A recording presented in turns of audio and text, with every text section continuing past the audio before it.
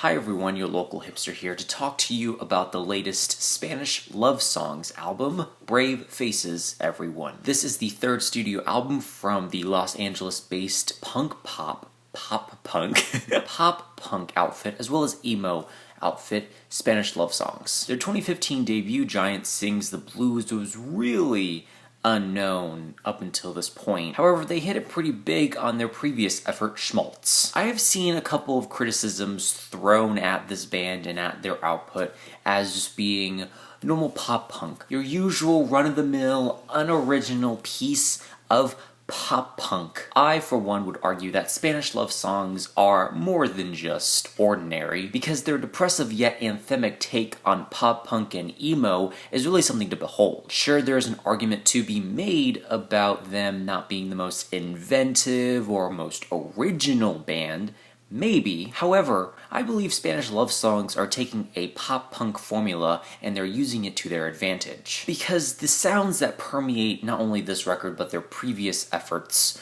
are the sounds that you would normally hear on a typical pop-punk album. But I am not entirely sure that the band wants you to listen to their songs and that's it. I think what this band wants you to do is listen to their songs, connect with their songs, listen to what they have to say, and then grow to love them. Look, I'm not saying you have to listen to this album multiple times to get it. There isn't really much to get about this album because it really hits you with everything at first listen. You only grow to love this album the more you listen to it, which is my personal experience and many others for this album. Because maybe on first listen you didn't listen to the lyrics completely, maybe you weren't reading along, you didn't read the depressive tones that a lot of the songs have, the nihilistic approach to life, even if this person who is singing, Dylan, is an optimist. All you heard at first were the loud, anthemic guitar chords with usual run-of-the-mill drum work. Everything kind of coalesces into one another nicely. Sure, on the surface this might not be anything more than just a regular pop-punk album,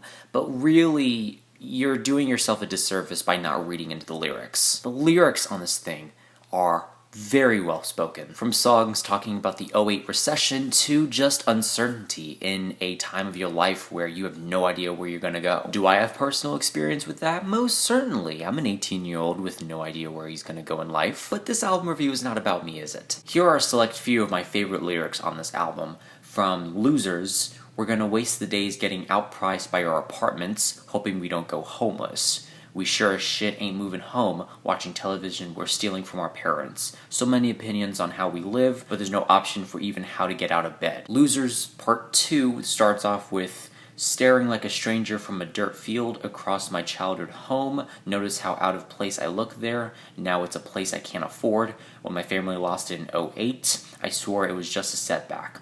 All we needed was to graduate and keep ignoring the facts." I also love this line that ends the album off, that kind of comes around full circle.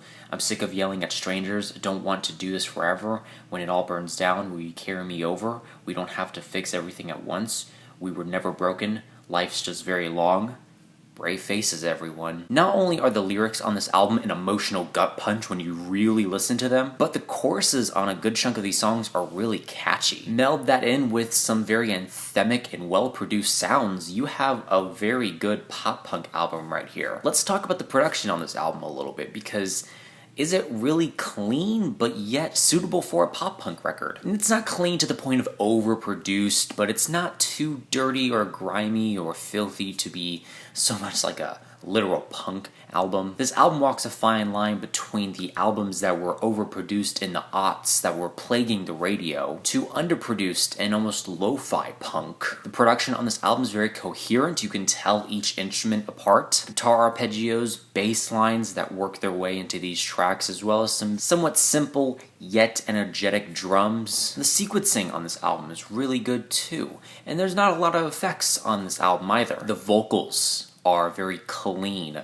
but yet they show so much emotion. You can hear every word and every gasp of air that the frontman, Dylan, is saying. Dylan's vocals on this entire record, they're so potent, they're so in your face, they're so warbly, but his delivery is perfect next to these lyrics. This album is telling you the truth. It is in your face, but it is honest. It is devastatingly truthful, but yet it's so catchy and anthemic that I listen to it more often than not. There are moments on this record that I'm not so head over heels for, like the track Beachfront Property, which isn't bad. I'm not hating on this song, but in the context of this record, it is one of the weaker moments. For me, I don't think the song hits as hard as the rest of this album does, and I think the lyrics on this song can be a little underwritten. I mean, when you're next to songs like Losers and Losers Part 2, as well as Routine Plan and the last track on this thing, it is kind of hard to stand out amongst the rest, which is one of the reasons why I think this is just one of the weaker songs. Still not bad, but just not as strong. I also think the song Self-Destruction could have gone on a little longer as well, but really there isn't much of a complaint throughout this entire record. The songwriting is spectacular, really well written. The performances lyrically and instrumentally are top notch, and even if I'm not head over heels for every song on this album,